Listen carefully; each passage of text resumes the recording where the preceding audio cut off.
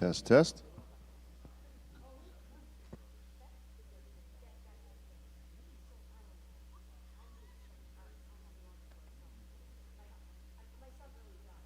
Isabel can scream for us.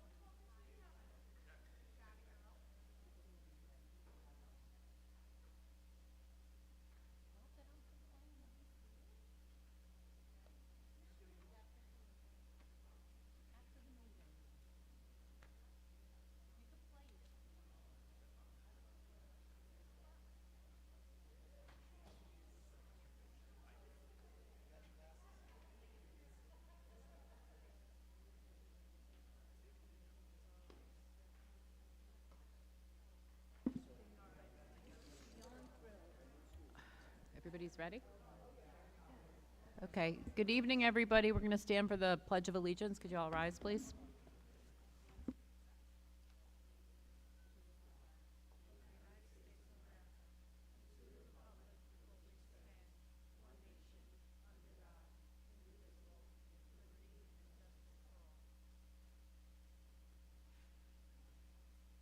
Do roll call. What's wrong? Audrey Lynn Hurston James. Oh, Hi, Megan Levine. Hi, Ann Markoulis. Angela Ramo. Maria Venuto. Leah Leone. Isabel Basil. Okay, so could I get a motion on the minutes? Angela? Hi, thanks. Megan, any questions or comments on either set of minutes? Yeah? Are you going to be voting on them separately? Because I wasn't here on the 22nd. Yeah, I think we need to do that, actually. Okay. Okay, so can I get approval on the minutes from January 15th? I think I was here. Okay, so that's 6, okay. And what? Everybody was here, right? No, it was Maria, me, Lynn, Ann. Oh, so Megan wasn't here? Oh, can we? The meeting on the 15th. I didn't miss any meetings. What are you talking about? I didn't miss any meetings. I was here. It was, So I think, who was here on the 15th? 1, 2, 3, 4. That's enough Okay, to approve? That's enough to approve. Okay, so that's 4. no, she was absent. She was absent. She denies it. No, it was our special exec session. Oh, okay. Where we at?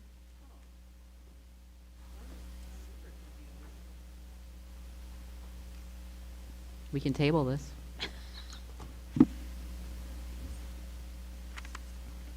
Do we want to? Okay. Was it Wednesday?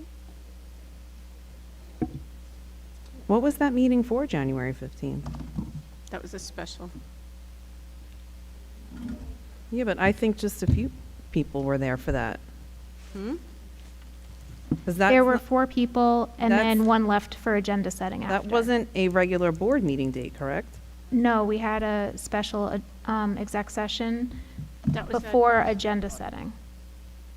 Yeah, you weren't there. I was not there because I No. had PD that day. I wasn't there. So Sorry, guys. we have 3 to approve. It's not a quorum of the whole board. So we have to. The 4 of us were there. Okay. Okay. All right, so then, go ahead, You let's were vote there. again. It was later on that. We had Okay, it. so that's 4. So that's One 4-0. abstention and 1 absence. The Huh? others are abstaining. Yes, okay. Let's continue the circus here. And So then what- January 22nd, Yes, the 22nd we need to approve. Lynn, were you here or not? Lynn was not. We did, okay, so not Lynn, Megan, yes, Ann, no. Yes, Angela, Maria, and Leah. That's 4. 4, 2 abstain. Okay, sorry about that. Okay, so we'll go on with the board president's report, which is that I've been reporting every meeting about the progress of our superintendent search. And so basically the forums have been happening. The firm that we hired to reach out to the public and to employees and community members is in process. They're going to have a community forum on the March 4th, which will be in person at the middle school and a Zoom. So please spread the word about that. And they're in the process of planning a student forum on the 27th. I think it's going to be 3 o'clock, but you can contact the high school about that. So far so good. It's going along well, and everything's on track and on time, and so good. All right. So then, on to the superintendent's report, Maria. Okay. So the first thing I want to do is call attention to little green stands that are in front of you. Okay? And to those who don't know, this is a thank you from the tech department. They received a new 3D printer. They were created through our 3D printer. But this is really showing an appreciation for the gift of the 3D printer. They're looking forward to using it in the future, but wanted to show the board their appreciation and thank you for your continued support of the STREAM program. So it is not just a paper holder, it is a cell phone holder. There you go.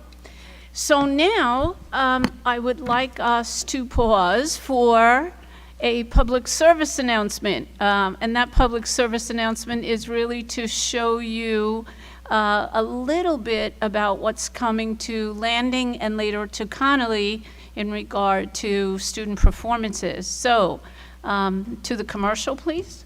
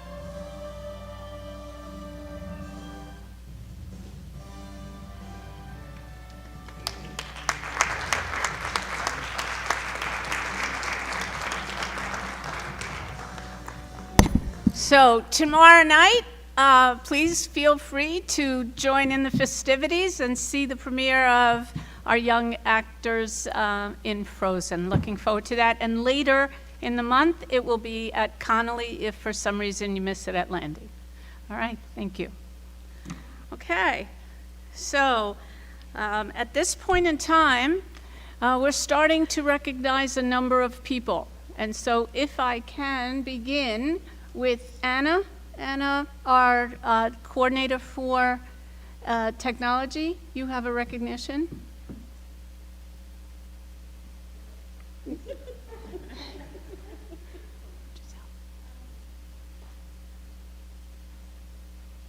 Hi, yes. Giselle Taylor is our instructional technology coach. Recently, she has been awarded the Bright Lights Recognition Award for her contribution to all that she does for the district, working with teachers and students from pre-K all the way to 12th grade, making sure that they have what they need when it comes to any of our software subscriptions, even learning the basics. She is incredibly approachable, and she is the type of person that people will feel comfortable taking risks, and which can be tricky with technology. So Giselle, thank you for everything that you do. There's a certificate. So while Giselle is standing up and coming over, I do want to tell a little story. Years ago, she was a classroom teacher. And I just happened to be in the building when our Regent Tillis came. And he came to, he was actually hounding me that he wanted to read to our children. And so Giselle volunteered her class. It was first or second? Second grade. Actually, your daughter was in that class. Okay. And so Roger Tillis, the regent, came in and was able to read to the class, which he enjoys immensely, and went off on his way. And then I was at a meeting, and he said, "Oh my gosh, I never had a warmer thank you." The children actually made little videos on their iPads thanking him. This was, how many years ago now? 8 years ago? 8 or 9 years ago, right? Okay. So you were teaching our little second graders even before you were the technology support staff member. And I know they're in high school now. But I'll never forget how very, very well behaved your class was, first of all. Very happy that, Roger Tillis got a chance to be able to read to our students, but I think what really blew him away was the thank yous that came via small videos made by the children. So you were always a tech leader, and we are so fortunate to have you now supporting our staff and our students each day. So thank you so much. Can I say something? I just want to thank the board. I want to thank Dr. Rihanna, Dr. Doshner, administration, and of course Anna Paula Castro for this recognition. It's so nice to get recognized. I am not retiring yet, but I do want to acknowledge I can't do my job without a few people. And we have a very, very important team, the tech team, who are amazing. I call them the Golden Nuggets. There are 3 women, that's Dulce John Stenger, Jen Angelette, Esther Kim, and they are led by Chris Zammit, our IT manager. And of course, we have Anna Paula Castro that has done an exorbitant amount of things in just 1 year. I am very grateful for her. And I just want to acknowledge that I joke around and I tell people, ChatGPT is my think partner, but my best and favorite think partner is Jessica McKenna, and she nominated me. She makes me, she's a stream teacher in our district, and she makes me think and question, and she's one of the best think partners to have. And she's very passionate about moving our district forward. And we have many bright lights in our district, which include staff, teachers, and of course, the students who I love working with. And I thank you. Thank you.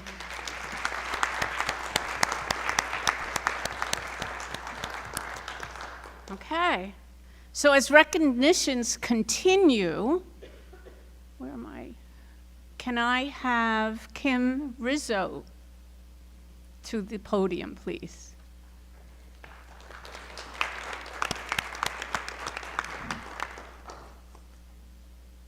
Thank you. Thank you for having us here. Would it be okay if I call them up before I speak about them? Sure. Okay. Our 3 gentlemen, Derek, Jaden, and Devin, come on up.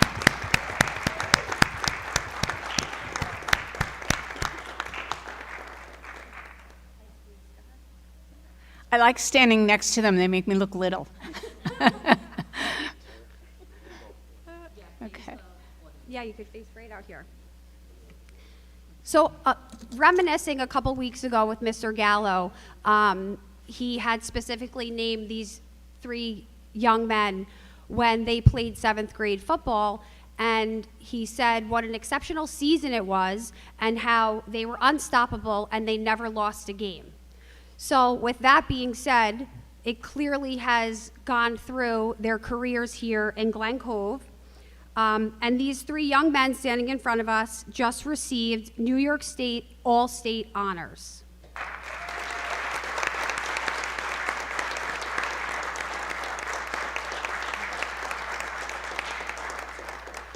The Glen Cove High School football team is proud to announce that these three players from the season's Big Four championship team have been named the prestigious New York State All-State football team.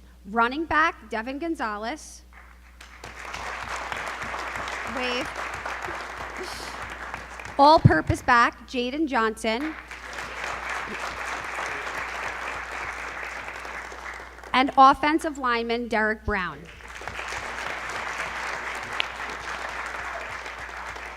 All-state honors, similar to those in college and professional leagues, are voted on by New York State Sports Writers Association. In the preseason, each school submits its rosters and the players to watch to Newsday, whose sports writers then track these athletes throughout the season and playoffs.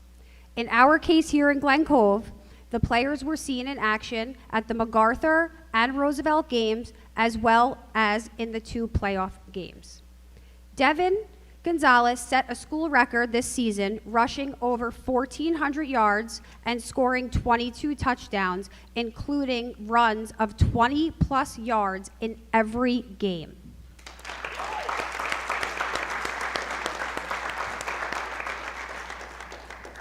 Jaden Johnson, the Big Red starting quarterback for the past 3 seasons, has showcased his dual threat abilities, accumulating over 1,000 total yards in each of his last 2 seasons.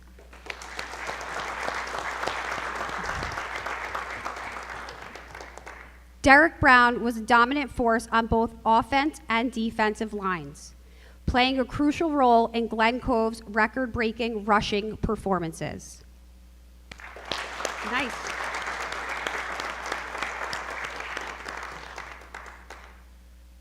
These 3 honorees mark the most players Glen Cove has ever named to the All-State team in a single season. We're incredibly proud of each and every one of you, your individual achievements, and your overall team success. Congratulations to Devin, Jaden, and Derek.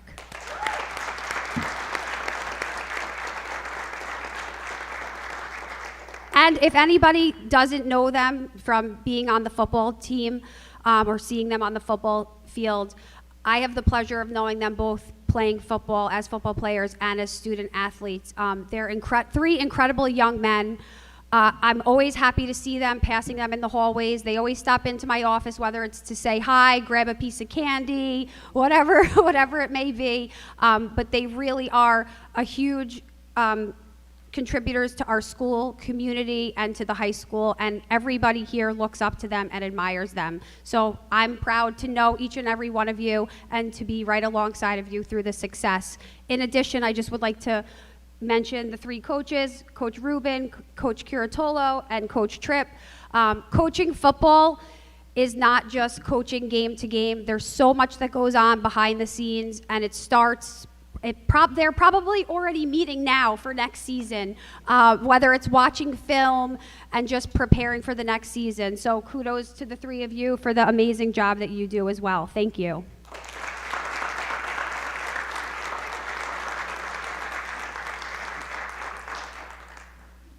the coaches come up for a picture, please?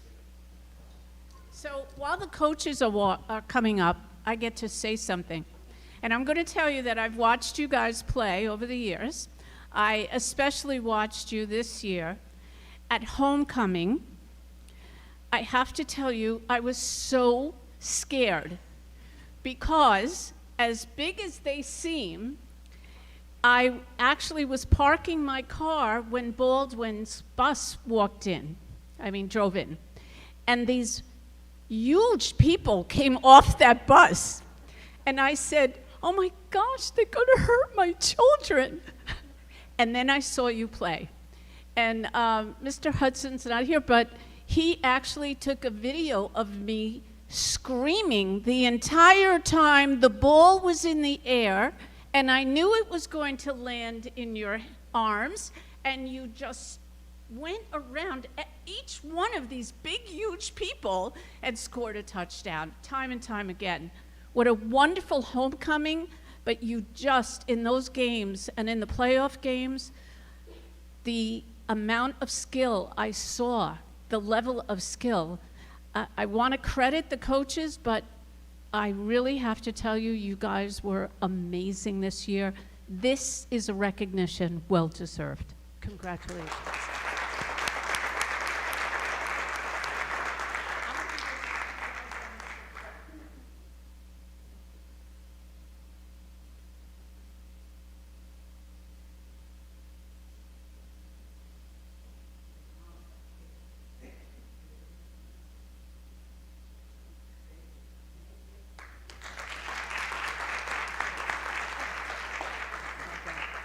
And thank you to the parents for driving them, because if it wasn't for you, thank you.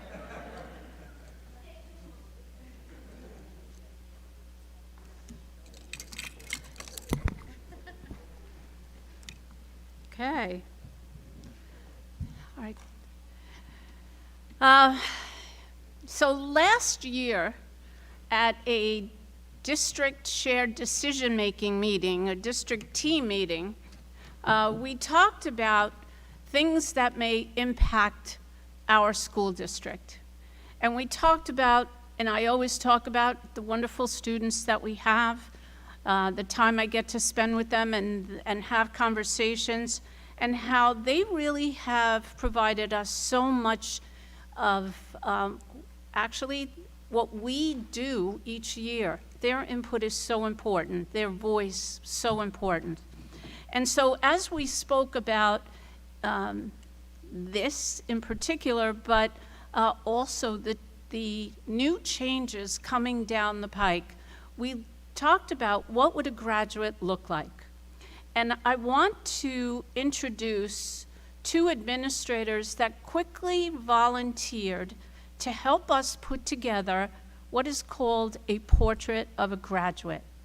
And so I'm not going to take any more time speaking, for now anyway, and introduce those two administrators, Mr. Klatsky and Ms. Poulos. Could you please come up?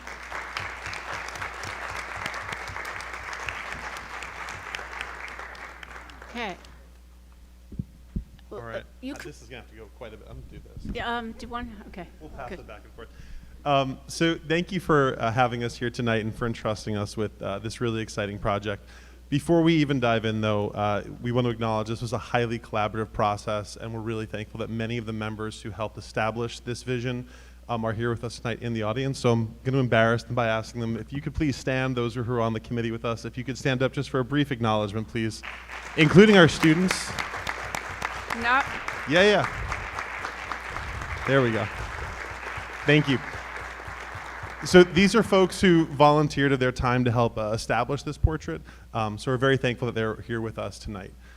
So we'll dive in by kind of explaining how we got to this point.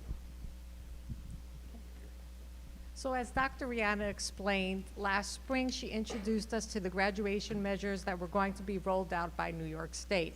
And we specifically focused on what a portrait of a graduate is. It is a vision statement that describes the skills and competencies students should have upon graduating high school. Specifically, we were charged with creating our own unique one for Glen Cove. And just to show you on the bottom here, New York State kind of provides an example of some of the things they look for in a graduate.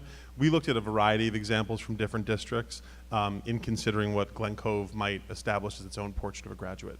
This is our roadmap for how we got from the end of last year to today. So we started with student input, where Sue and I actually directly interviewed students, starting all the way down in Gribben and Daisy, all the way up to the high school. And we asked those students some pretty pointed questions. What do you need to be able to graduate and be successful? What are the qualities that students need to have? What should they know? We got some really great answers, especially from those primary schools of you need to be able to wait in line, you need to be able to say please and thank you, all the way up to some really deep and advanced answers up in the high school. We then established our committee. Again, those are some of the folks who are with us tonight, which is a broad representative committee throughout the community to help inform this vision. And from there, we knew we wanted to expand our input. So we established a Google form which went out to not only the school community, but also the entire Glen Cove community, because we were interested in understanding what local business leaders, local community members were looking for as they were actually hiring some of our graduates out of high school. We were able to get about 500 responses, which represented the voices of our students, families, administrators, teachers, and as I said, also community members who were not necessarily directly tied to the school. From there, we entered a really interesting process of trying to take those 500 responses and trying to narrow that down into something that was manageable, trying to really figure out what are the qualities that describe a successful Glen Cove graduate. From there, we went through a revision process where we then tried to even put in some really concrete indicators of what are the specific skills, the specific actions that a student would need to accomplish to be successful upon graduation. And then we collaborated with some amazing artists, and we're going to reveal their work in a little bit, to establish the portrait of a graduate that we are proud to present to you this evening.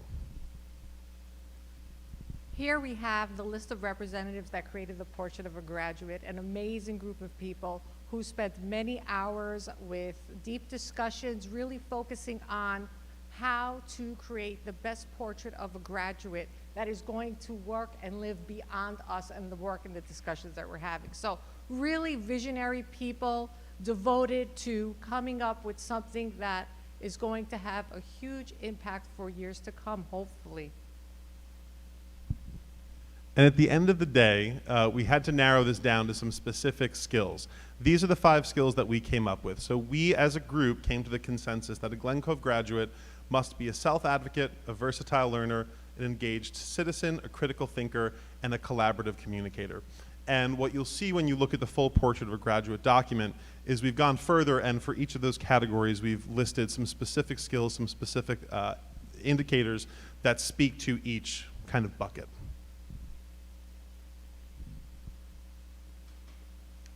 And then we had to create the actual image, and we were stumped. We're like, how are we going to do this? You go to the experts, you go to the students. So we went to Miss Verney, the Honor Society Arts Advisor, and we presented this project to her, which she took to her students. And we were blessed to have Nyan Pettit and Georgina Dondero take the project on, who then spent many hours discussing and deciding how they would create this image that would represent our schools. So here it is in its full glory. It includes, of course, our logo. Yeah, let's give them a round of applause. Really wonderful work. What's that? We'll call them up. And you can see, we're going to call them up in a minute. The logo that they designed includes, of course, some classic Glen Cove staples like our mascot, but also all of those portrait of a graduate indicators. I also want to refer you to the really wonderful pamphlet that we could not. Our first draft of this pamphlet was really clunky. This is all the work of Lisa Viskovich, who is a graphic artist par excellence, who really took this to the next level. So we're really proud of this as a document that speaks to all the work that went into this project, and hopefully can be something that can help guide some of our district vision moving forward. But I do want to call up our student artists. Come on up. We're embarrassed, but that's okay.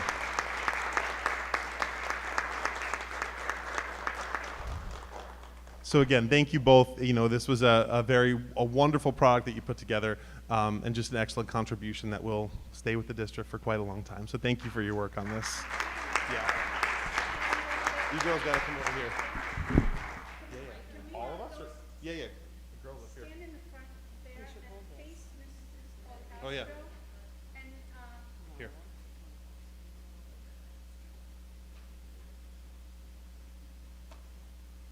and just look that way. We're taking a picture. I'd like Miss Verney to come up, and also members of the committee, so that we can take a picture. I know not everyone is here, but you put a lot of time and effort into this, and so I would really love it if we can get everybody together. Alexa. Okay.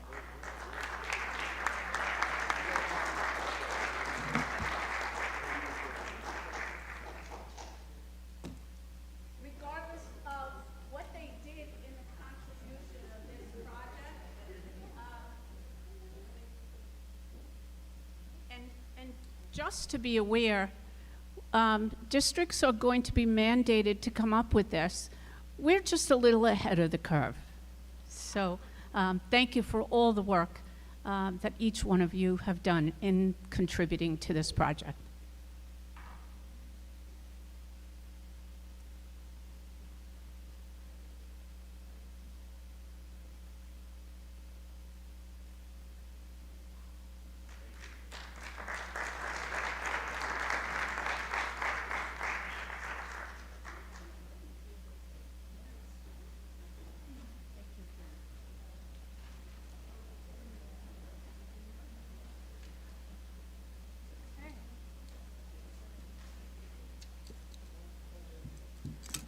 Go home, do homework. Can I just say something before Yes, we? please. I just want to say, sitting in with Bryce and Susan working on this, I mean, it was really wonderful to see the community come together and have this discussion, because it was nice to have so many people in one space thinking about the same thing and like focusing this energy on really trying to describe it. And the enthusiasm that Bryce and Sue showed was really wonderful, and I think helped inspire the group. So I just want to thank them for all the time they put into the project, and the end result is beautiful. So thanks very much for leading that. Yeah. And I know she's not here, but I also want to thank Lisa Viskovich, as she took it all and tried to provide a Yeah. pamphlet that is easily distributed.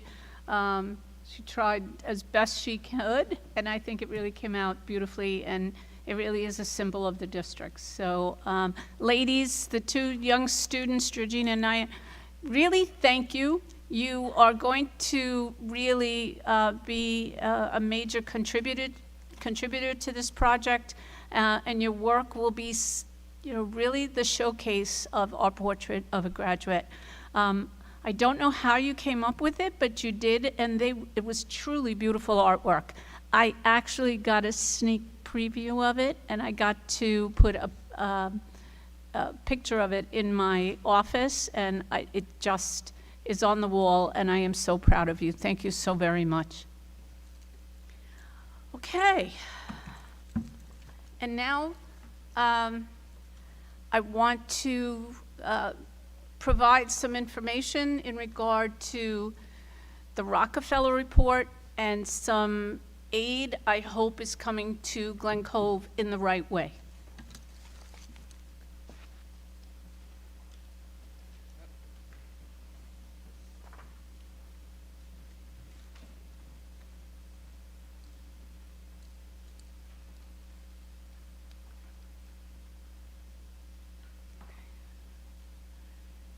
So tonight, I'm here just to present some highlights of something called the Rockefeller Institute Report. It's a summary of the New York State's Foundation Aid education formula. It is a study that has been put together by the governor, recommended by the governor this past year, and hopefully with recommendations that will be adhered to in creating an improved funding formula for all districts. So the Foundation Aid formula is a formula that New York uses to determine how to distribute money to funding and funding across more than 700 school districts each year. We actually have, at this point in time, 731 districts in the state of New York. The formula which the state has used since 2007-08 school year draws from about a dozen data points, or should be. It takes into account regional salaries, consensus poverty rates, student attendance, and the expected district levied property taxes. This formula is actually 70% of the state aid that we are supposed to be getting. So, back in 2007-08 or 6-7, they came up with a formula that talked about what is the basic cost of a sound education. And that was at the time $4,695 per pupil. This was supposed to move forward every single year. And in 2007-8, it was $5,258. In 16-17, it was $6,334.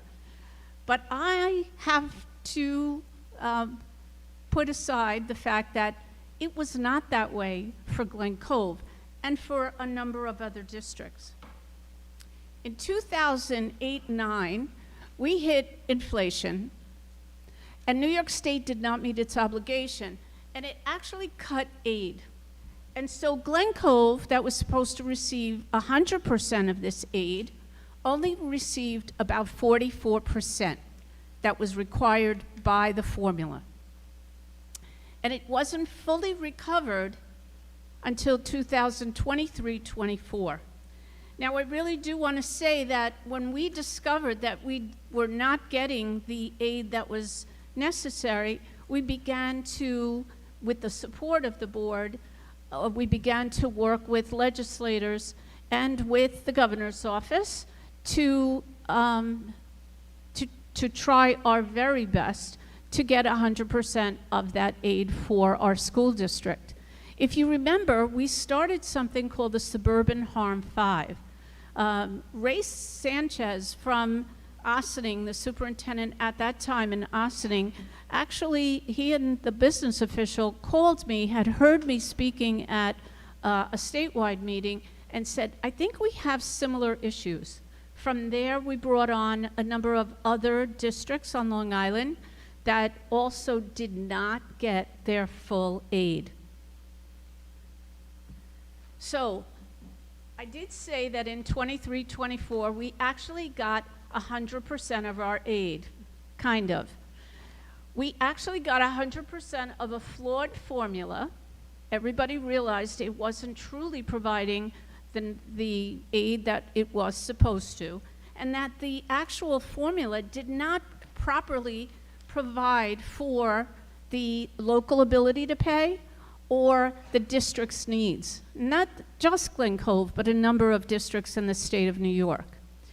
One of the reasons was that you're at 2023, the formula, when it was originally written, said it had to be updated every 10 years. Well, that didn't happen. It also was based on consensus data that came in 2000. Now, if you look back or you want to go through just Glen Cove's profile of student and ratio back in 2000, it was very, very different than that of 2010 or 2020. But they didn't even do new census data in 2020. So it really didn't provide an accurate profile, and it also did not provide what would be a sound basic education without a greater burden on the community. So what's been done? We've lobbied with our legislators.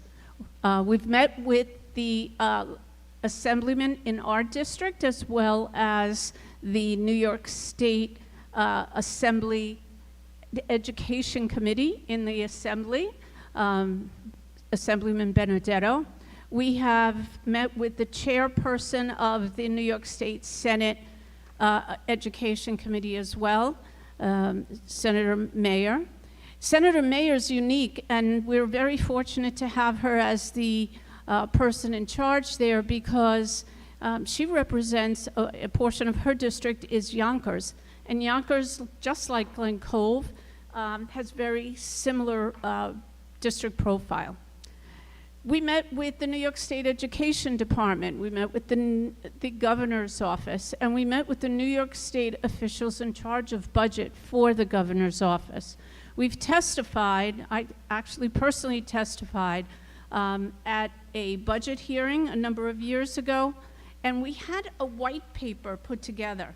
Now this white paper was done to be able to show the legislators and also anyone who would listen that in this country, 8 states had already changed their formula to better funding formulas that better supported education in our public schools.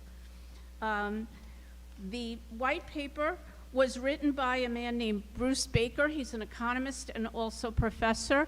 I actually delivered this paper to Senator Mayer, to Assemblyman Benedetto. I have to thank our local Assemblyman, Chuck Levine. He actually made it possible for us to meet with the head of the Education Committee in the Assembly and had an actual meeting with him, with several of our community members. And I think Maria, if you recall that, just to go over the numbers to give them an understanding that we were losing a great number of dollars that would help support our district.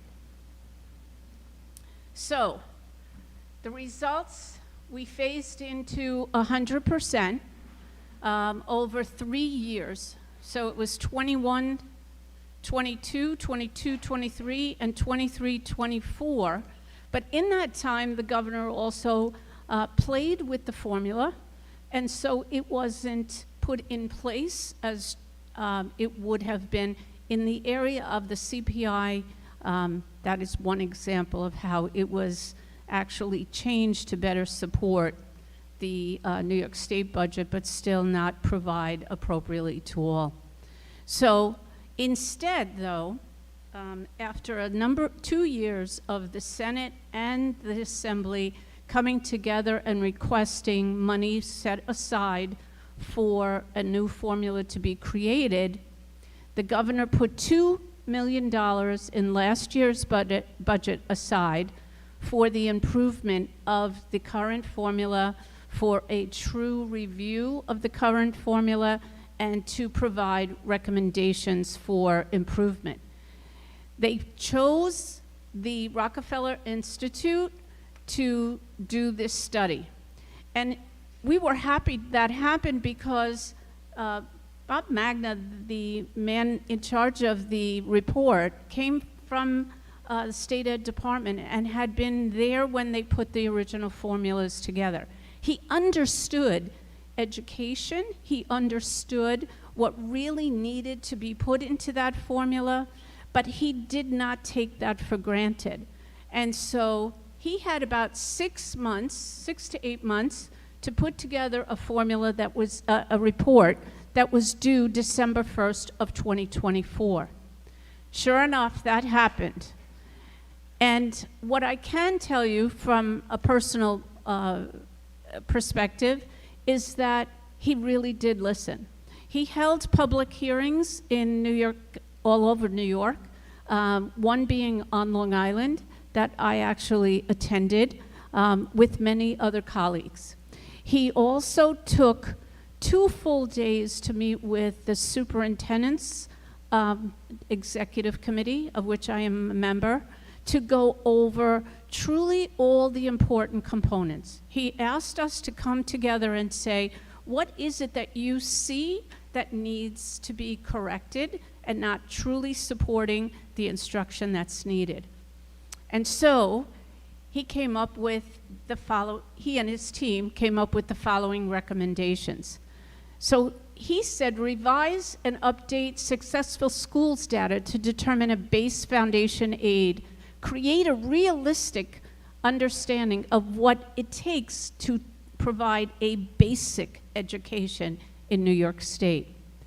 Then he started looking at the different components that are part of the formula. Now, if I had the formula, the current formula up there, it would probably fill the screen and then some. But he said, we need to replace the current outdated poverty measure and put in a new poverty measure that provides more up-to-date information. And that poverty measure, is called SAPE, Small Area Income and Poverty Estimate Rate. It actually provides a more accurate count of children ages 5 to 17 in poverty. But even more importantly, it offers an annual updated comprehensive measure of this information. You're not waiting 5 or 10 years for this measure to be placed into the formula. He also indicated that we should replace free and reduced lunch measures with something called an economically disadvantaged count. And again, that provides for a more accurate count. It also allows us to capture students in foster care, those receiving aid from other support programs that are not recognized under the free and reduced lunch count. He also heard us say that there are different models of instructional programs for English language learners. And so it should be an instructional service tier and not a one-size-fits-all. So, for example, at Senate roundtables, we spoke to this issue and said, there are children who are coming into this country that have had interrupted formal education. There are others who have not had any education. To help those students come into the district, and they come in at middle school, at elementary, and at high school, to provide them the support to be able to graduate or complete a high school diploma in a fairly appropriate time frame. Different programs need to be put in place versus students who come into the country that may have had English as a second language in their home country, that have come fully educated and equal in the coursework that they have taken as they come into this country. He said replace regional cost index with a National Center of Education Statistics, comparative as CWIFT, okay? And that too is updated annually. It's based on a 3-year average, and it increases the predictability and decreases volatility of the formula. And when they played with the factor, they spoke to a phase-in in the process so that it would ease the burden for New York State budget. They also spoke to replacing the income wealth index of a 0.65 to a minimum of 0 and raising the ceiling to a 3.0. This actually really truly provides a better reflection of higher and lower wealth school districts. They also talked about reallocating and recalculating local share, high needs, Commonwealth factors, students with disability, using data that more accurately provides a more precise, up-to-date, and targeted allocation of funds. We spoke to him in depth, he and his team, in regard to the data that we share with the New York State on a regular basis each year.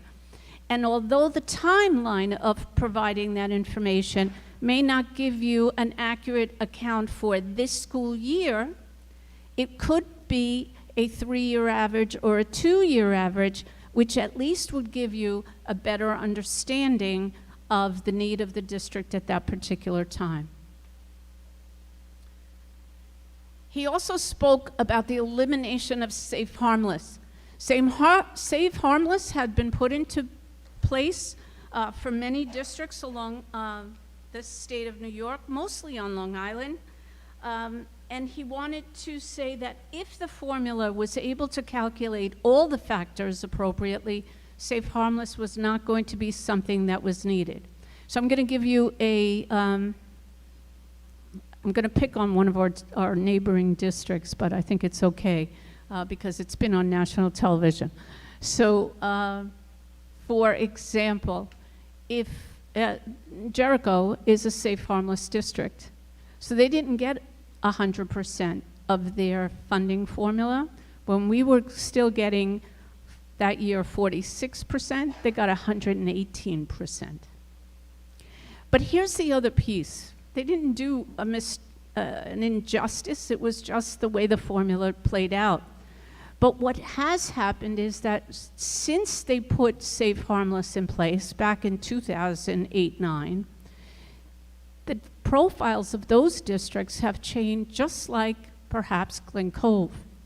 And so if we eliminate the Safe Harmless and truly calculate a formula that provides for the correct profile of a district, those extra monies can be evenly distributed into the appropriate districts. They also talked about set-aside money, and again, it's the reserve funds as well. They talked about for set-aside money, you can set it aside for a particular period of time, but then you must use it for what you're asking for. Again, projecting what our needs are and being able to put some money aside other than just the 4% that we are allowed to move forward. They also were indicating that, so we're allowed to move forward 4%, isn't that right, Teresa? Okay, in some districts, they have more than 4%, and it's a little slap on the hand, but the state puts away anywhere between 18 and 22% each year in their budget. So why couldn't we put monies away for rainy days, not purposefully, but ensuring that they are in a particular place for a particular reason? You couldn't do this year after year, again, stating what your purpose would be. There's also some flexibility in reserve funds in the end of the year fund balance so that we would be impacted properly in that we would be setting aside monies to safeguard for emergency situations, for any kind of issues that are coming up. Inflation is another. Knowing that that's coming down the pike, putting the monies set aside so that we're not going to have to cut programs the first year inflation comes and hits us. I have to tell you that I was very, very, that's not my info, okay. So what comes next? I was very, very impressed with the actual report. There are 317 pages to the report. If you'd like a copy, you can actually click on that particular website. And I also have a copy in my office. If anybody wants to not cut down trees and just borrow my copy, I'll be more than happy to give it to you. But having been so intricately involved in Foundation Aid Formula Fight for so many years and being part of the conversations that took place both at the state level with our legislators and with the New York State Council of School Superintendents, I do have to say that he listened. They listened. They put the information in place from people who are dealing with school districts right now, with the finances, with the needs of students, with programs, with changing enrollment that is so much a part of providing support in from the state to public schools. Any questions? As you can tell, I'm a little bit of a geek when it comes to this, but I think, again, through the organizations that I'm involved in, both as small city schools, and we have 56 of them in New York State, but just school districts in general, we really do need to look at ways to properly fund our most basic education, but we have to understand that the diverse students in a district does not mean one size fits all. Thank you.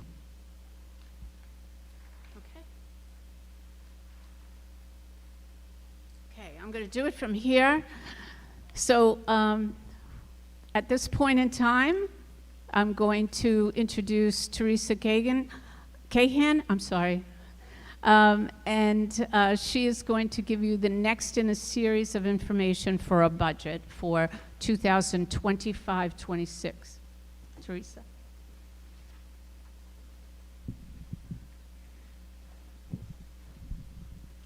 Thank you, Dr. Rihanna.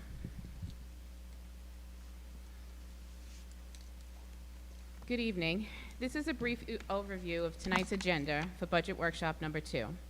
We will review the current estimated state aid figures for the district per the governor's preliminary executive budget, which came out January 21st. Next, we will look at the estimated expenditure budget for the capital and administrative components, and then we will review our reserve balances. What you see here is a breakdown of the current estimated state aid. Please remember that the amounts for the 25-26 school year are preliminary and will not be finalized until the governor releases the executive budget, which is typically April 1st. Foundation aid is an aid that is given to school districts to provide a sound education based on a categorical aid formula. The formula is adjusted by items such as an inflation factor, a pupil index, pupil need index, and a regional cost index. As Dr. Rihanna just presented, the foundation formula is currently under review, so we should have more information soon. Of course. The proposed budget that came out January 21st of 2025 Yes. from the governor's office did not include any funds put aside based on that formula, that report. So the report is done, but we still have not heard that we're going to move ahead with creating the new formula. The current projected foundation aid for the 2025-26 school year has increased a little over 2.7% from the current school year. Excess cost aid is aid designated for students with disabilities in public or private school settings. Districts are reimbursed for some of the costs in excess of a threshold using an aid ratio based on district property and income wealth. The high tax aid is a flat grant per number of enrolled pupils.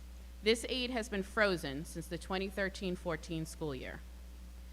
BOCES aid, textbook aid, software and hardware aid, library aid, building aid, and transportation aid are all expense-based.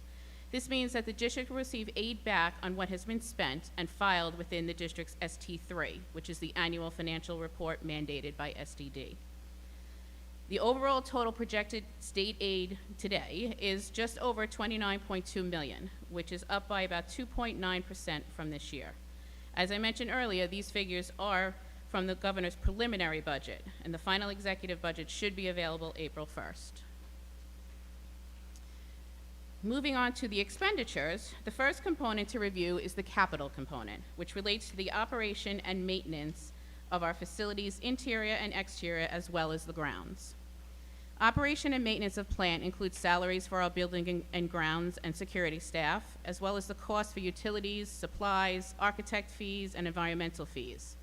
The increase you see here is due to additional staffing needs for landing and daisy additions, abatement requirements, and an increase in the cost of supplies. Refund of property taxes are the tax or judgments from challenges to a property's assessment. The next three lines, bond, ban, and EPC, represent our debt service. Next year will be the last year of the old bond.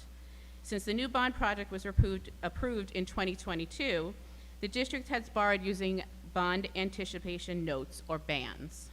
This allowed us to borrow only the funds needed as the project progressed, rather than needing to borrow the full $30 million at once. We have a number of projects starting this summer, so next year we will need a larger band to cover those expenses. The EPC principal and interest are for the current energy performance contract. And the transfer to capital fund represents money that is set aside in the budget to make improvements throughout the district prior to needing emergency repairs. We are currently in the process of reviewing possible projects, and we'll have more details in future budget presentations. Excuse me. Next is the administrative component. The Board of Education expenses represent support for the board, including conference attendance and the annual budget vote. The increase you see here is due to the upgrade to the use of iPads in place of signature books for the vote. District meeting covers the cost for the Board of Education meetings.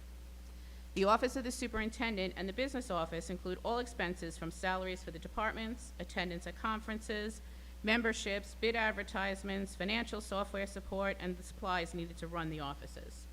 The decrease you see is due to changes in staff. Auditing includes the cost for our district claims, internal and external auditors. The first four expenses listed here are for various professional and financial services utilized in the administration of the district.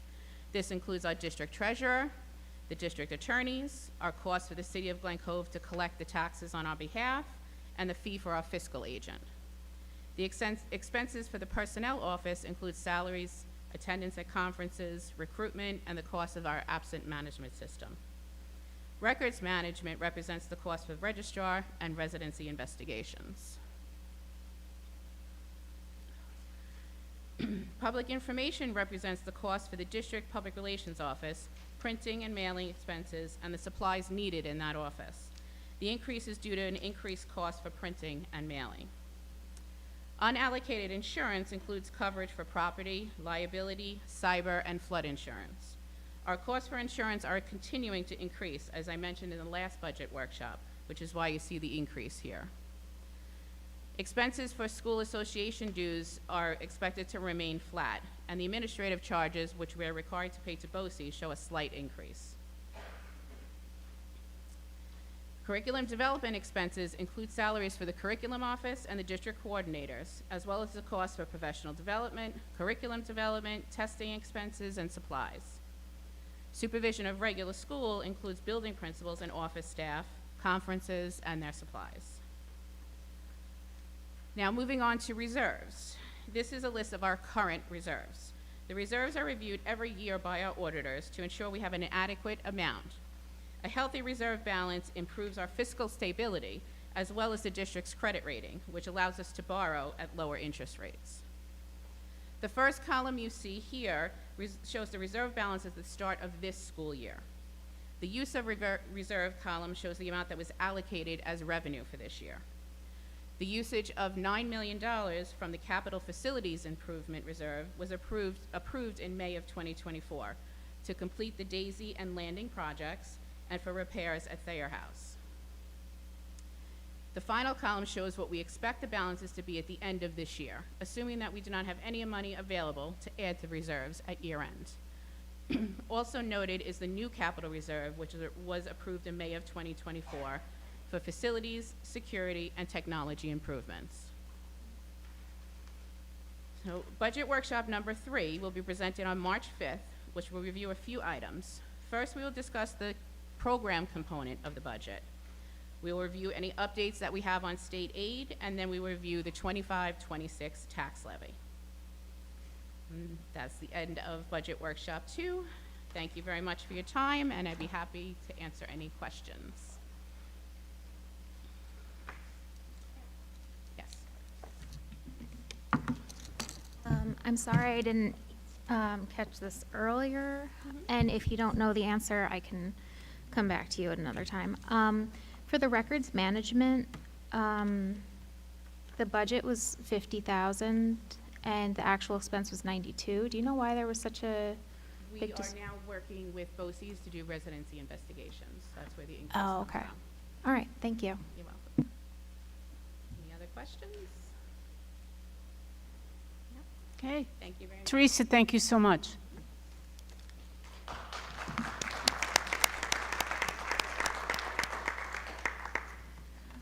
One part that I know she presented last month, and that will happen in the next 2 weeks before our next board meeting, is that she will be doing our tax levy calculation.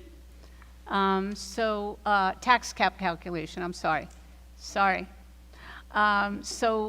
Again, we are hopeful to get updates in regard to the governor's proposals and state aid runs so that we can more accurately provide for a more accurate formula. But March 1st is the deadline for that. Okay, thank you. All right. So that is the superintendent's report. Okay, thank you. That was very informative. Thank you, Teresa. So on to the student board member report. Thank you. Good evening, everyone. As we approach the end of winter, there's a lot happening around our school. The winter sports season has come to an end, and now we're getting ready for the spring season. Students have the chance to choose from a variety of sports, including lacrosse, baseball, softball, track, and for the first time, girls flag football. It's exciting to see this new addition to our sports offerings. Over the weekend, the girls and boys varsity basketball teams hosted a clinic for kindergarten through 8th grade players. It was a great opportunity for younger students to learn from our varsity athletes. The clinic was a lot of fun, and we had a great turnout. It was nice to see so many students excited about basketball and eager to improve their skills. In addition, the Athletes Helping Athletes group has been doing great work around the community. On Monday, they visited Connolly School to talk to students about sportsmanship, and today they were at Landing School spreading the same message. In other news, the GC Maskers have announced their upcoming play, Chicago, which will be running from March 27th through the 29th. The cast and crew have been working hard, and we can't wait to see the final performance. And we encourage everyone to support the Maskers by attending. Thank you.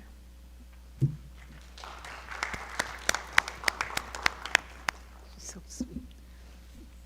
Thank you very much. So on to our first public participation, which is on agenda items only.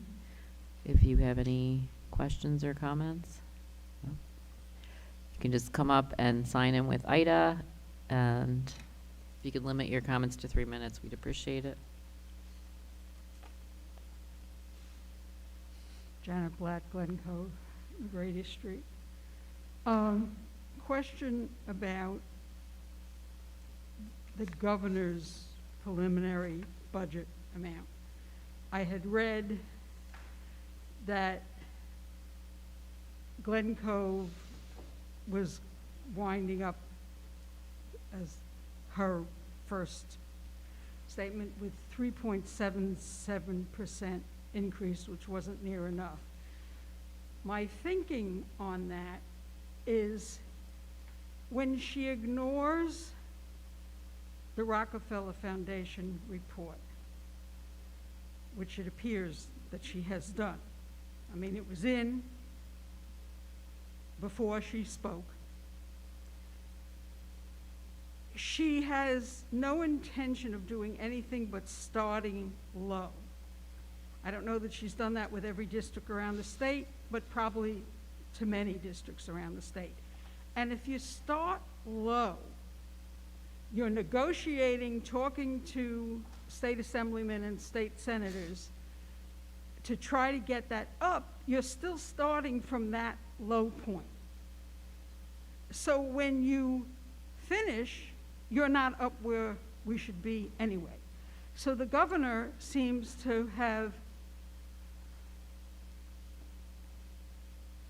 put us in a position of not being able to have near on enough money because she cares about other things more than she cares about education. She doesn't care about education at all. I mean, I have no idea. I've never met the woman, don't care to.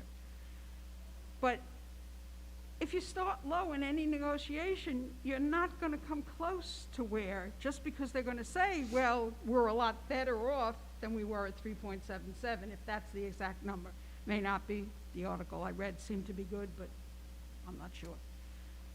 So what is it that we can hope for? And I'm not looking for a precise number, just an idea. If we start low, how high can we hope to get to?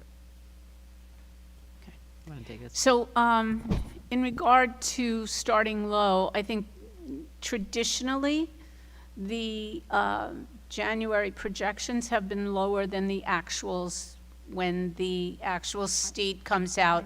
But I understand starting low doesn't get you to where you want to go. I'm going to say something probably that's not appropriate, but it's probably a dance that is understood to be played each year. I do have to say that the New York State Council of School Superintendents, but specifically the Nassau County superintendents and the Suffolk County superintendents, come together with what's called legislative priorities. They actually team with the New York State school boards and the Nassau-Suffolk school boards in regard to, after survey and much gathering of information, what are the important pieces in legislation that impact the district or impact a district positively or negatively or need to be supported in a different way. So there is a lot of conversation with your local assemblymen, your local senators. I've already gone on Zoom meetings with Shelley Mayer, she's still the Education Committee Chair in the Senate, Benedetto in the Assembly. We've already provided them a number of pieces of information that help to understand what the priorities are, where the funding needs to lie. We've done this a bit before the governor puts out her budget. We lobby we'll be up in Albany in the beginning of March, lobbying again. We don't wait for lobby day, and so we have connected with local and state officials on an ongoing basis to try. I have to say, the Assembly and the Senate are also putting forth their budgets that they would like to see happen. They have been very, very supportive of school districts. I do know that the representatives of the Rockefeller Report are still, again, saying we've done a lot of work. People have come out and spent a lot of time with us. So I am hopeful that there is a resolution. I would like to see, obviously, an increase in what's been projected. I would also like to see the next step of the Foundation Aid formula project, and that is to work on a new one so that by the next budget season, there is at least a pilot. And I call it a pilot because there's probably going to be, from all indications, a phase-in of this new formula once it's created, because I don't think the state would be prepared to be able to support all the variables that should be considered. I think the other piece is that they're looking at federal monies and seeing how those will be impacted. And many, although at this point in time, no school has been impacted significantly or otherwise by the grants, but that is coming down the pike. So we're cautiously moving forward. We're trying to get as much information as possible. I'm hopeful that, and I believe the governor's office is doing the same. I know that as a member of the executive committee for NISCUS, we are gathering whatever we can, and we are lobbying for our legislative priorities, and really having candid conversations with both Assembly and Senate representatives. So I don't know if I'm answering your question quite the way you'd like to see it, but I can't project. I'm just hopeful that we're able to be able to. Anything else that I am thinking about right now, I may do that in another way. Thank you. Okay, anybody else? Okay, then we'll move on to, what are we moving on to? Instructional report.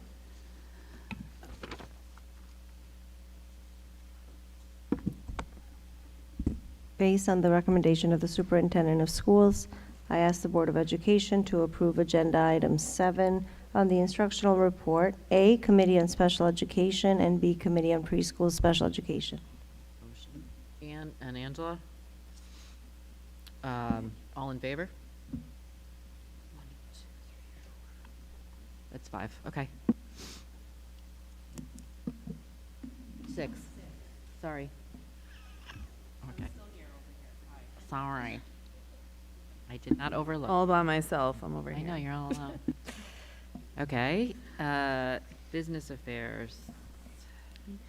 Based on the recommendation of the Superintendent of Schools, I ask the Board of Education to approve Agenda Item 8B, Operations, numbers 1 through 9 as amended. Motion. Megan and Lynn, any questions? All in favor? Okay, that's 6. It's odd because of this thing. Oops, sorry. Personnel. Upon the recommendation of the superintendent of schools, I ask the Board of Education to approve agenda item 9A certified 1 through 9. Motion. Ian and Megan. Questions?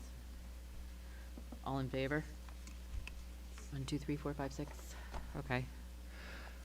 Upon the recommendation of the superintendent of schools, I ask the Board of Education to approve agenda item 9B classified 1 through 9.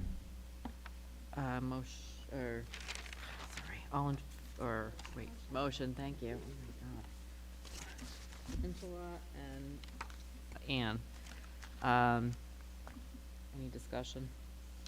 All in favor? Okay, that's 6. If I may. So we have a couple of retirements that are included on tonight's resolution. So I just want to remind everyone, we're going to be inviting all of our retirees at the end of this year. We're going to have a really nice ceremony come June to really honor all of our retirees individually who have been retired at any point during this school year. So we're going to be celebrating our retirees in the coming months for all of their work and their efforts to the district. And to those that we've accepted, the board has accepted their resignations this evening. As you go through the list, you see so many years of dedicated, committed teachers, educators in our district and their service to children, and I want to thank them all for that. There's also another retirement, and that is our payroll supervisor, who has been, I don't think there's a time she wasn't here, and she has been doing just a yeoman's job. It's just an amazing rite of passage. I wish her all the very best in her retirement, but also thank you for all her years of dedicated service, and that is Judy Smith.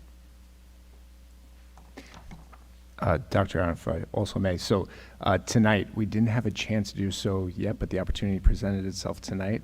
We are thrilled that we have a new administrator joining our administrative team. Dr. Mora has recently joined our administrative team, and we're really thrilled to have Dr. Mora join us with her vast experiences in education and her passion for transformative education. And she's here joining our administrative team, our high school team, and the Glen Cove community. So Dr. Moore, if you don't mind just standing so we can all say, welcome aboard officially.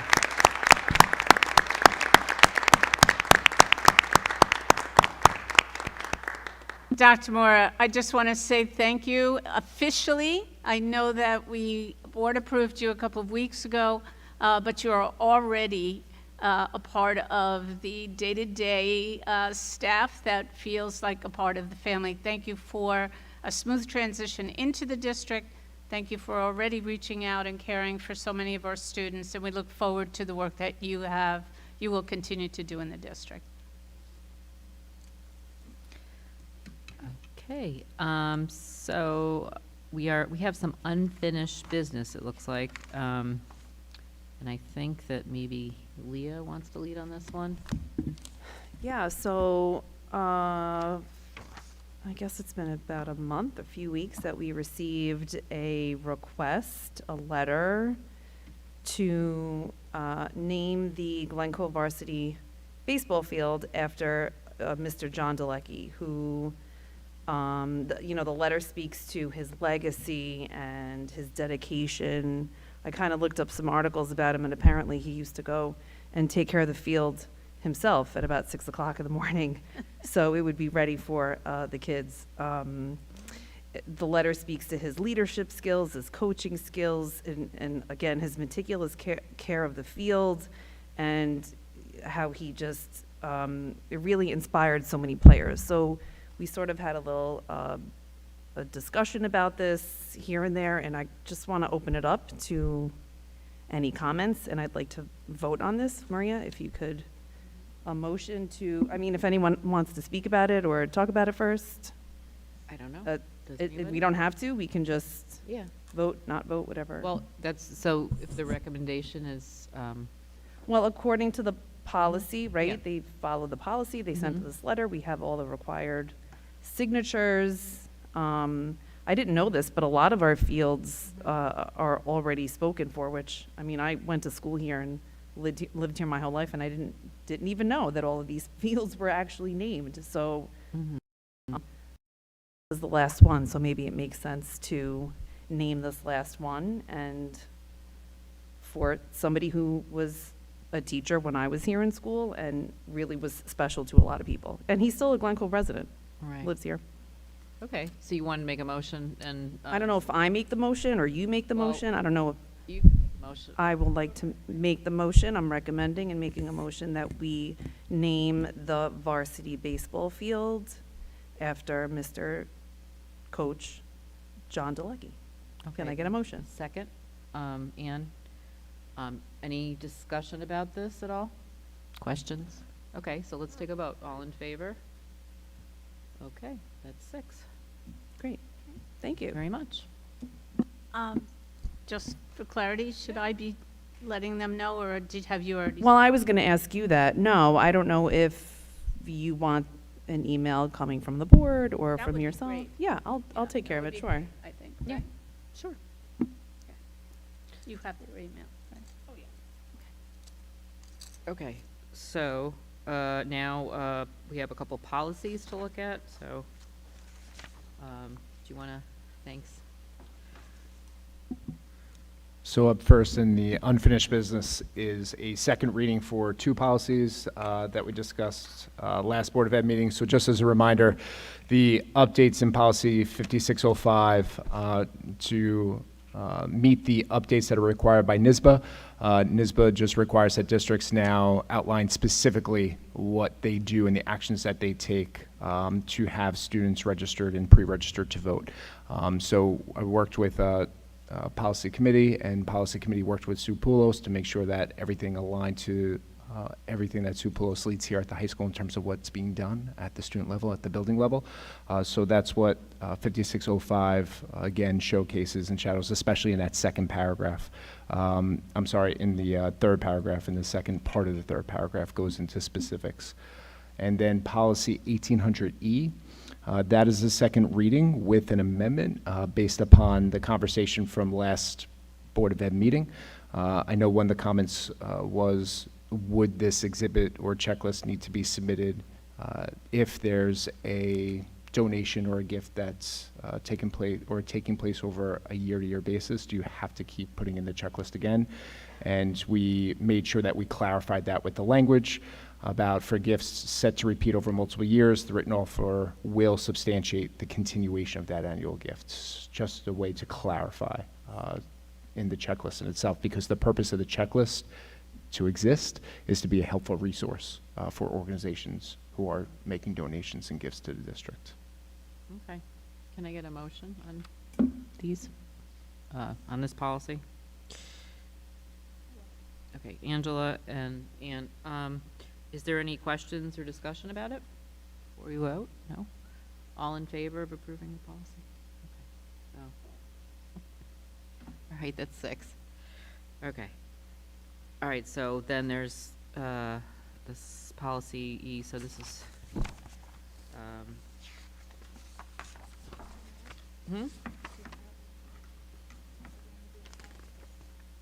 Oh, well, I was just saying, do you want to do a motion on that one too and then vote? It's first reading. Oh, okay. Did we just vote on B and C together? That's what I thought we were Okay. doing, I'm sorry. Got it. Was I not clear? Okay. Okay, yeah, first reading on, okay, I skipped something here. I'm sorry, my papers. But we'll go back to that. So let's talk about the policy 1800, I guess. Just any, Sure, so if I can jump in. So we made that addition to policy 1800E, but as a policy committee, when we were looking at policy 1800, when we were combing through the language in policy 1800, we also realized that based upon that conversation that took place last board meeting, we needed a clause within that policy that also spoke to that addition that we made in the exhibit. So on the second page of that policy, we, as a committee, put forth language that basically references if that does in fact play a role in the gift and donation. So the statement that has been added Since the Board of Education receives a report at the end of every year in terms of all the gifts and donations that have taken place, there's now a clause within that section that states the report shall specify whether any gifts, donations, grants, funds, property, or materials will continue the following year. Just so that way there was alignment between the two. Okay. Can I get a motion? Oh, first reading, sorry. Does anybody have questions or comments about this? Okay. And then we have I'm just going to continue with policy stuff. We have a chart. Go ahead. So this is an exhibit that is part of the policy that outlines the organizational breakdown within the district, or I should say makeup in the district. And this exhibit is reviewed by auditors. When auditors come into the district, they will ask for this exhibit to review in comparison to everything that they're going to be reviewing through central office. So there were a couple of items that in the chart itself needed to be updated. And everything in red includes either updates or expansions upon what else needed to be added within the chart in itself. Mm-hmm. Okay. Does anybody have questions or comments about the chart? Okay. So that'll be on, these two items, policies will be on for a second reading at their next meeting. All right, so let me circle back to what I skipped, which is we want to discuss the student representative position, talk about moving forward, how we want to, identify that person, the student rep. I'm kind of curious what Isabel has to say about it, because we were talking about whether we should keep it as the class president versus when I was the student rep, it was a voted on position, so doing something kind of like that. So in addition to student council members, there would be another slot, right? Mhm. We were talking about. What do you think? Do you think kids are counting on this, or would there be, I don't know, what's your opinion? I think it should be separate from the president, or maybe you could have multiple, like the president and someone else, to get two different like views, or I don't know. Yeah, that's good to hear you say that, because we were thinking of it in terms of like making another opportunity for a student, and also somebody who specifically wants to do that one thing, and the other students, because the president, you do a variety of things, right? So that's good to hear that. And we also, there was the possibility too of having some rotation or something with maybe multiple student reps, but I'm not sure. I'm not sure that I like having too many, but I Yeah. could see like one person and an alternate or something like that. But Yeah. I don't think it should be a different person every time. No, I agree with you. I'm just thinking in terms of like, kids get busy, students get busy or sick or whatever, so. I feel like I feel like we can make this role more substantive. And I would like to see more than one person. To be honest, I feel like the president is already a student who is very engaged and very involved. So, like, we've seen the rep, and through no fault of their own, and even when this was rather seminal, you could foresee the rep not being able to sit through each meeting because that person is already knee-deep in a whole bunch of important things. So I think we need to flesh this role out some more, and so that it can, I think the way it's being executed now, it's missing, the person who's doing it is not getting, it's not giving to the students what it's meant to give to the students, and as a student body, and the rep themselves is not getting from it what they could be getting from it. And the first step in my mind is to have it as two representatives. And there are some other things where I think it could also be a vehicle that reaches out to students who are who are intellectually engaged, and have strengths to give to the school and to the student body, but who maybe are not as physically involved. I think we're I think there's a segment of the student body that we're missing, is what I'm trying to say. And I think we need to start reaching out to them because they're getting a little bit lost in the shuffle, especially when you have a district like ours where there are so many kids who are good at and doing so many things. I think that maybe sometimes those kids that are maybe just a little bit more reserved or shy in how they approach being a student, they get a little lost. Anybody else have any input on Well, that? I agree. I think we need to give more opportunity to some, to kids, and we need to put it out to a vote. I guess we need to talk about who votes, right? The whole high school population, I guess, would vote. Do we include 8th graders? Do we not include it? I mean, this is like, can get, I thought the law said something about it having to be a senior. it has, Am I wrong? no, but who gets to Oh, who vote? gets to vote? Right. No, I know it has to be a senior, but, right, like some districts Right. include the 8th graders, all things that we need to talk about. I thought logistically it kind of made sense to not, because the 8th graders don't necessarily know these other Right, students like at just keep all. it to the high school. And then you've got the seniors who are gonna be leaving anyway, but they do know the students. Yeah, So sure. in a way, in my mind, that balanced out, like just have the high school vote, and then the 8th graders wouldn't vote, but they would come up and get a sense of things, and I don't know. Ideally, I would like to find a way to reach juniors, because as it's set up now, we have a student who's on their way out the door. So, You mean as candidates? Because they would be the candidates. yeah, it's because what we're having, it's having a kind of a revolving door effect, because we're talking about seniors. So they're on their way out the door. And so it makes there just are a number of things that strip the role of a lot of the benefits that it's meant to have.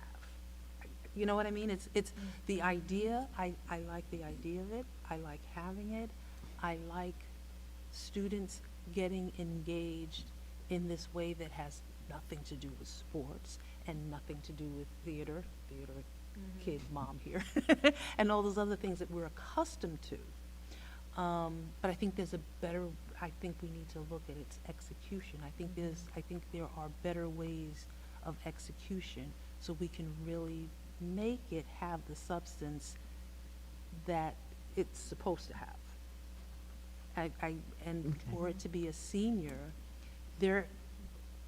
Yeah, I Believe think, me, it's 1 year. Unfortunately, though, that's the state law, though, Lynn, is that it has to be a senior. I understand that it has to be a senior. Okay. But in the scope of that, I think I'm wondering if there's a way without the rep. I'm not saying that the rep to reach out to the junior class Uh-huh. as being the rep. Is there some way that we can kind of somehow make the junior class inclusive in it in some way, so that when one of those juniors is a senior, Yeah, or because the senior is gonna get not as much out of it as they could because they're already senior, and then they're out the door, and that role, they're out the door, so that role isn't really leaving anything behind with the students who are still gonna be here. Okay. Well, I think we're going to have to, we have to discuss it in policy, I believe, because a new policy has to be, developed. Again, it's for not what that I we're- think it's not that I So- think it's not that I think this is a bad thing. I just think we need to flesh out how we can approach it so that it doesn't lose so much of its benefit. Right. No, I hear you. I just, it's. Can I make a comment? I was just talking to Isabel, and she was stating that only the seniors vote for the president and all that. So Right. why shouldn't the whole school vote for this position? Absolutely. That would be good. Okay. Well, so I think, it makes sense to me to take this to policy, right? But I don't know what Okay. Can you advise us here, Tim? No, absolutely, if we could flush it out at policy as far as the regulation to the policy. So the policy is saying we have a student member on the board. How that person is chosen is really what could be fleshed out in the regulation to the policy, or the, you know, when you're putting a second page into the policy. And perhaps we might invite the current representative to come to policy and just provide input as far as the experience. You've done a beautiful job, Isabel, and you've still got a couple months to go. But you know your schedule, and that information might be valuable input as they decide. If you can't make the meeting, perhaps you can email them some information that they can discuss, and if they have any question, they can email you back, if that wouldn't be too much of an imposition. Okay, that sounds good. Thank you. Okay, so is there anybody on the board who has a comment? Okay, lots of people. I guess I'll start over here. Megan, go I ahead. just wanted to add, because we missed it, that we approved a field trip, which had occurred last year, and so I'm happy to see it again. At least, there's now 2 years, at least in a row, for the Puerto Rican Hispanic Youth Leadership Institute in Albany, which I know the students got a lot out of last year, and so I'm happy they're going again in a few weeks. And I'm also I think we're very fortunate that the funding for the trip is being donated by the Long Island Regional Bilingual Education Resource Network, so we just want to thank them, and, you know, for giving so many more students that opportunity to attend that leadership conference. Ann, did you have something to talk about? I did. So we have a bunch of wonderful events coming up within the next few weeks. We know that the Landing and Connolly is going to be having their play, the Frozen Kids, so that's going to be a wonderful event. On the 25th of February, the Wizards are coming back. We've had the Wizards here in past year, and it was wonderful. So hopefully the community can come out and support, you know, our kids for that event. On March 1st, we have the Diamond Club, which we have one of our nominees over here, Dr. Maria Rihanna. We congratulate her, and all the nominees that are going to be awarded. And that is also on March 1st. So hopefully the community can come out and support them as well. The money raised goes to our children for scholarships, so they do a lot of work, you know, for our kids to give them scholarships. Also on March 7th, one of my favorite events, the district games. So please encourage, you know, principals, please encourage your students to come and, you know, cheer on our high school kids that compete in, you know, wonderful games. So it's, please look, you know, for flyers and information, you know, as well. And thank you, Ida, for putting it together. So I just wanted to share those events with us, so thank you. Thanks, Ann. No cowbells, Ann? Oh, she'll be well. I will be bringing the cowbells. I was pretty much going to say what Ann said, but one more thing about the Wizards is it's really a district-wide event. Even though one of the schools is kind of running it, it's really meant for everyone, and kids of all ages can come. And I think it was a lot of fun a couple of years ago, right before COVID, when we had it last time, and I think it'll be great to bring it back. So please come, buy your tickets. I agree. You good? Okay. All right, so let's, we have one last public participation, non-agenda items. You can please limit your comments to 3 minutes. Monica Buchnowski. I have a daughter at Landing, and I Okay. Can you, give me your Okay, name and address. 18 South U Street, Glen Cove. Thank you. I just had a question because I know I emailed you the end of January about a foreign language program being offered to secondary elementary schools. When would Glen Cove start offering something like that? And I know you responded with the foundation aid. Hopefully with that, we could do it. Where would that be built into if we do get this money? What part of it would it be built into? Okay, I don't have the email response that I sent you, but there's opportunities to provide additional programs. Over the years, we've incorporated them in when we know that we have the funding to sustain the program. So we want to be able to offer a program that's going to go into the school day, if that's where we want to put it, that will be sustained over time. It's not like we have the money this year, we're not going to have the money in the budget next year. So once we have that information, we would then determine where in the school days that could be part of their instruction. Okay, so with the foundation, though, that aid that we're getting, couldn't it sustain it if it's constantly coming in every No, so that foundation aid right now is, it changes each year, the amount and the percentage that we get. So again, under the current conditions, this is the first year after the phase-in that we are concerned about just what that percentage is. We also have other factors, so we really are waiting for the governor as to what can be done so that we can plan for, future programs. So how do other school districts surrounding us and also like City of Long Beach offers it in 3rd grade?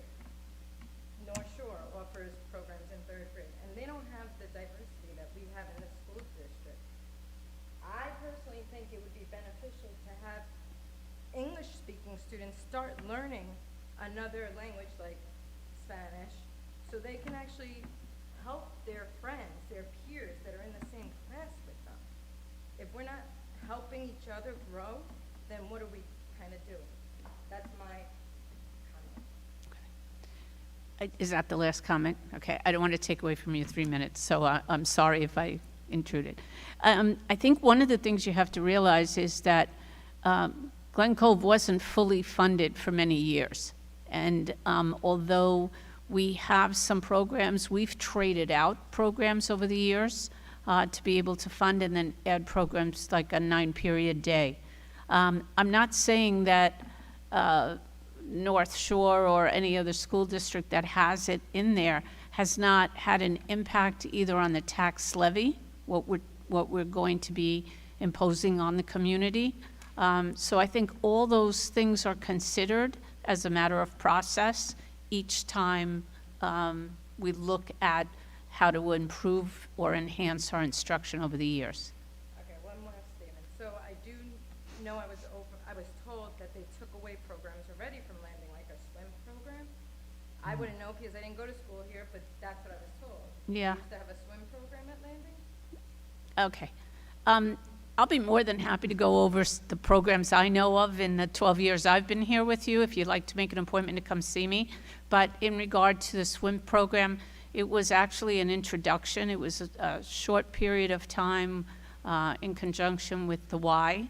That wasn't that significant of a program that led to any kind of learning how to swim or Red Cross, or any particular certification. So we assess the time out of class and the travel. That was a program that was short-term in two of our buildings, not just Landing. But I'll be more than happy to show you, the costs not being consistent. Okay? All right, thank you.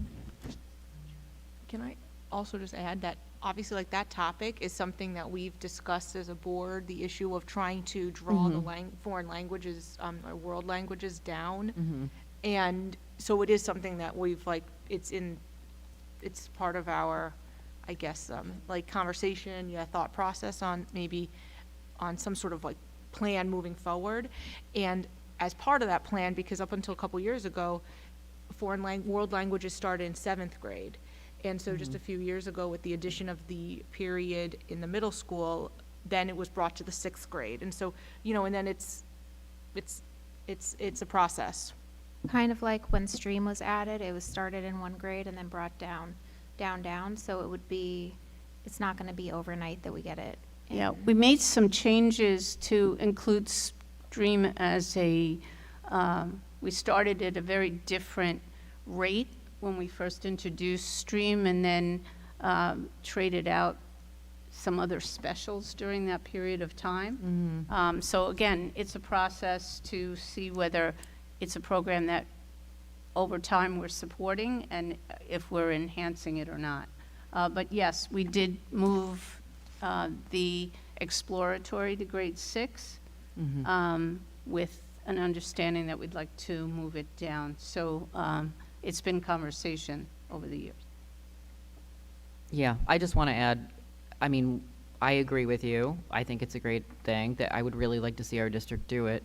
When my kids were young, I would set up lessons with other kids and try to like make things happen. But I would encourage you to like talk to other parents and sort of, you know, like kind of try to rally other people behind that and try to, you know, make it a priority or make it clear that it's a priority for the community or the parents that you're talking to, because, you know, we're trying to fit so many things in our budget. There's so many things we'd like to offer, and we add things all the time, but it needs to be, you know, a clear message needs to be kind of heard to move things forward sometimes. So, but thank you for your comments. I appreciate them. I'm sorry, Janet, go ahead. Not a problem. Janet Blatt, 31 McGrady Street, Glen Cove. The topic is the calendar. I was at the board work session, and it was pure luck, because although it was listed prominently, finally, on the main page of the district website, I literally was there and went also to the policy committee meeting for the same reason, because it was listed, so I could go. It was not my intention, and really is not my intention, to go to any of those meetings again. I've never been. I don't need to go again. They were both interesting.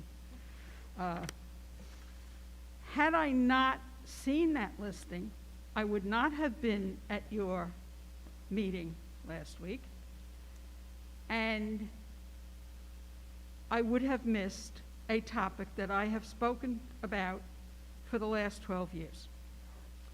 So I'm glad I was there. First, I don't know in terms of if you color code so that you clear up all the boxes and you put the listing, I don't know that you plan to do this. I mean, I said it, so it's probably not going to happen. But if you clear all the boxes and raise the printing up, as I mentioned at the very end of that meeting, after the meeting was over, it gives you room to color code. I don't know if you put little color circles, that then increases the cost of printing. So I'd like, if in case it does, I would like to say that I had a discussion with Victoria about the cost of printing of the calendar. And she said, she gave me a figure, which figures go in one ear and out the other. But she said that although the district reduced the number of calendars that were printed from the year before, you had still printed too many.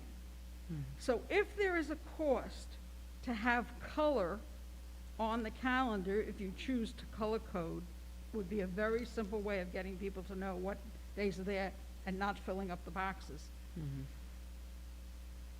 You would offset that if somebody did a real look at how many is too many calendars that you printed. It's always good to have some extras, because somebody comes in and they want an extra copy, or they didn't get any copy, or they come to register their kid, their new student, and they pick one up. But you don't need the quantity that you had. So you could offset the cost so that that would not, color coding would not increase. The other thing I wanted to say, and I think it's really important, and it's what I've basically been saying for 12 years, is that you need to show respect to the different holidays, whether they are cultural holidays or religious holidays, by listing them properly. I heard you say at the meeting that you're adding 2 days, Diwali and or at least I think that's what you said. We would Diwali like and to, Eid yeah. And one of the Eids. Mhm. I think, I don't know anything about Eid except that it begins at sundown, just as the Jewish holidays that are listed Mhm. should be listed, really have to be listed as beginning at sundown. So somebody needs to check that. There needs to be one person. I don't care whether it's one board member who really cares as much as I care about getting this done. You have the opportunity this time to get it right. Please, please, please get it right. Respect the different parts of our community in Glen Cove so that it's listed properly. Don't, and I had been told this, I want it to go away, quite honestly. I had been told that Christmas Eve was never listed. Well, Christmas Eve was listed last year and the year before. It's listed and should be listed, whether it's on a weekend or not. Mhm. That also means that you treat other religious holidays equally, respectfully, so that Rosh Hashanah and Yom Kippur are listed as beginning at sundown, and you then list for Rosh Hashanah the 2 days that school is off or not, if it's on a weekend. And it's not every year because the Jewish calendar moves around. List it properly. And when you list Yom Kippur, list it at beginning at sundown. Jewish days start at sundown and end at sundown. Have some respect and check that out for Eid also. It needs to be done. If you know nothing about those, then you need to consult with people in the district who do know and do care. So it's probably not the last time I'm going to speak about this, but it certainly was educational to sit through that meeting and hear, what you had to say. And I truly hope that the next version of the school calendar is something that isn't a farce, because this year's is an absurdity. Okay, thank you for your comments. Anybody else? No? Okay, can I get a motion to adjourn? Everybody. Angela and Megan, all in favor? Everybody. All right, that's 6. Thank you very much for coming to our meeting, and have a good night.